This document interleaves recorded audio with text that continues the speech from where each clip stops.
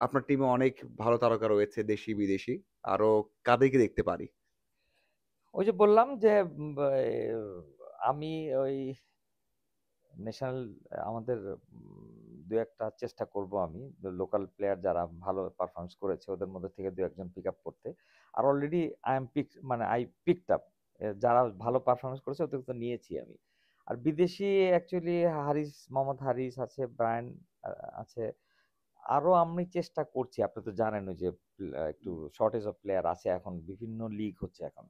তো ওই স্লট থেকে বের করে আমরা ১ জন ২ জনকে আমরা ট্রাই করব ইনশাআল্লাহ এবং ১ টা ২ টা আসবে।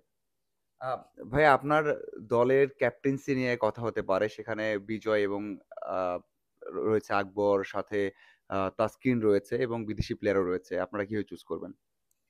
এইটা অ্যাকচুয়ালি আমি আমার সবাই আমার যে লোকাল আপনি যাদের নাম বললেন তাসকিন, বিজয়, আকবর এরা সবাই সুপার পারফর্মার।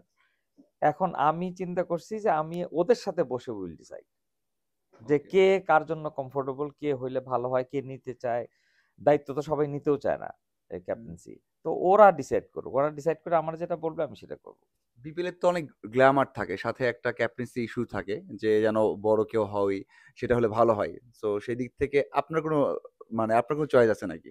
না বেসিক্যালি আমার ঐরকম চয়েস নাই। যে আমার টিমের জন্য ভালো করবে, যে দায়িত্ব নিবে আমি যদি বুঝি সে সাইকোলজিক্যালি সে হুম। এটা ভালো করার জন্য একটা চ্যালেঞ্জ নিচ্ছে সে নিক। আপনার মেসেজ কি থাকবে? মানে প্লেয়ারদের যদিও আপনি একটু আগেই বলেছেন যে আপনার দলটা হয়তোবা এবার সেরকম পারফর্ম নাও করতে পারে। করলে ভালো সেই প্রেশার থাকবে না। আসলে আপনার মেসেজটা কি থাকবে? না আমি আমি এখন ধীরে, ধীরে কিন্তু মানে আমি কনফিডেন্ট হচ্ছি যে আমার প্লেয়াররা ভালো করবে। যে পারফরম্যান্স আমার প্লেয়াররা দেখালো এবার এনপিএল এ, ওইটা যদি ওরা কন্টিনিউ করে তাহলে আমরা টপ পর্যন্ত যাবো। আর আপনার কোচিং স্টাফের সবাইকে আ কারা থাকছে এবং তাদেরকে আপনার মেসেজ কি দিবেন বা তাদের কি কথা হয়েছে? কোচিং স্টাফ আমরা লোকালি চেষ্টা করেছিলাম আসলে আমরা ওইভাবে পাইনি। ওইরকম অত এক্সপেরিয়েন্সও আমরা পাইনি। হয়তো ১ জন ২ জনকে আগে আমার অন্য দলগুলা কলিগরা নিয়ে গেছেন। তো আমরা সেইজন্য এজাজ আহমেদকে এনেছি। আপনারা হুম। জানেন he is a legendary player এবং উনার ভাস্ট এক্সপেরিয়েন্স। আমি আশা করি উনার ইনস্ট্রাকশন এ আমার ছেলেরা অনেক ভালো করবে ইনশাআল্লাহ। আম এরকম পারফরম্যান্স এর ক্ষেত্রে আপনার ধরেন উইকেটটা খুবই ইম্পোর্টেন্ট হয়ে দাঁড়ায়। আমরা দেখি যে ৩ টা ভেন্যুতে একটা সময় উইকেটটা স্লো হয়ে যায় বা অনেক কথাও হয়।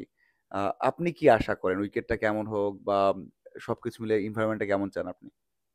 ডেফিনিটলি আমি তো ফেয়ার অ্যান্ড খুব মানে এভরিথিং ইন অর্ডার চাই আমি। আমরা গোছানো কাজ পছন্দ করি আমি। যা আমি আশাও করি যে এই গোছানোই থাকবে আমার পুরা টিমটা।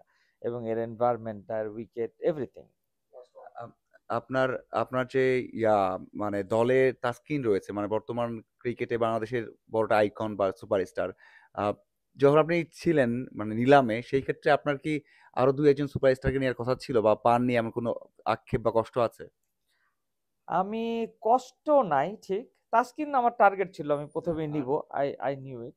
আমি আ সাব্বির রহমানকে আমি মিস করেছি। আমার আগের ডাকটায় সাব্বির রহমান আমি নিতে পারিনি। ওইটা আমার একটু আক্ষেপ রয়ে গেছে। সাব্বির রহমানটাই শুধু আমি মিস করেছি। অন্যগুলা আই গট ইট অন মাই।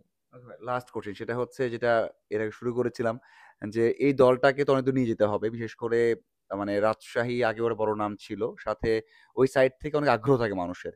যে ভালো করবে বা একটা সংস্কৃতি তৈরি হবে। যদি আপনি নেক্সট টাইম থাকেন তাহলে কি সেটা দেখতে পারবো কিনা? হ্যাঁ, ডেফিনিটলি। আমি তো রাজশাহীতে আম বিভিন্ন প্রোগ্রাম আমরা নিয়েছি এবার। হয়তো কতটুকু করতে পারবো জানি না সময় স্বল্পতার জন্য। বাট বিভিন্ন ইভেন্ট আমি এট লিস্ট ১ টা ২ টা ইভেন্ট আমি রাজশাহীতে করব।